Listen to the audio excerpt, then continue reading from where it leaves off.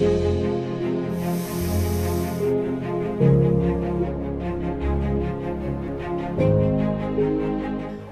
3 категорияга бөлүнүп стационарлар даярдалган. Алар обсервация, изоляция жана амбулатордук стационар. Амбулатордук стационарлардын бири Газпром спорт комплекси. Бул жерде бейтаптарды күндүзү кабыл алат.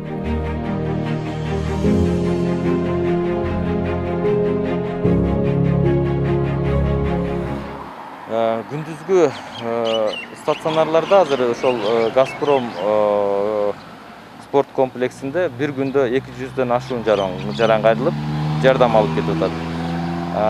Каникей ресторанында эми ал жерде жанагы күнү түн иштеген үчүн 400дөн ашык алып атат да. Күнүнө ошо 400дөн ашык жаран ошол жерге келип, амбулатордук түрдө жардамдарды алып кетип атышат. Ал эми Каникей ресторанында 24 саат бою бейтаптарды кабыл алып, оорусуна жараша дарылоо иштери жүргүзүлөт. Күнүнө болжол менен 400дөн ашуун жаран кайрылат. 14 изоляция даярдаганбыз. Анын 1027 орун. Азыркы учурда 550 адам жатат, 480 орун бош. Андан сырткары обсервация деп биз дарыгерлер жанагы коронавирустарды дарылап чыккан дарыгерлер чыгып жата турган обсервациялар даярдаганбыз. Андан сырткары ушул амбулатордук түрдө жардам көрсөтө турган 4 жерди даярдаганбыз да.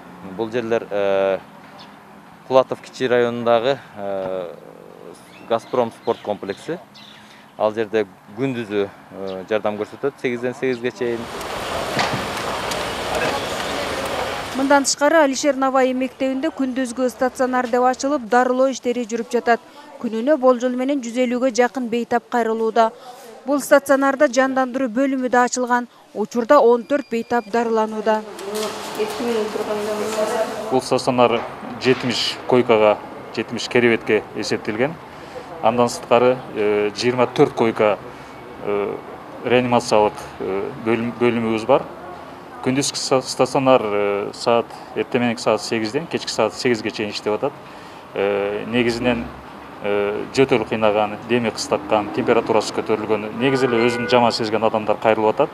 Бул жерде биз ар тараптуу медициналык кызматтарды көрсөтүп, ошол больнойлордун абалын кечке чейин жакшыртып атабыз. Анан реанимациялык бөлүмүбүз күн бою иштеп атат, күнү түн иштеп атат. Круглый сутка 24 саат. Оорунун белгилери башталган күндөн тарта дароо ушул айтылган стационарларга кайрылып, дарыгерлердин кеңеши менен дарыланышын эскертишет. Үйдө өз алдынча антибиотиктерди, дары-дармектерди колдонуп, ооруну өтүштүрүп жиберген бейтаптарда кездешип, акыры өлүмгө чейин алып келип жатат дейт дарыгерлер. Мындан улам ар бир айтылган санитардык эрежелерди так сактоого чакырат. Фероза Ашымбаева, Айбек Үсөнова, Ынтымак.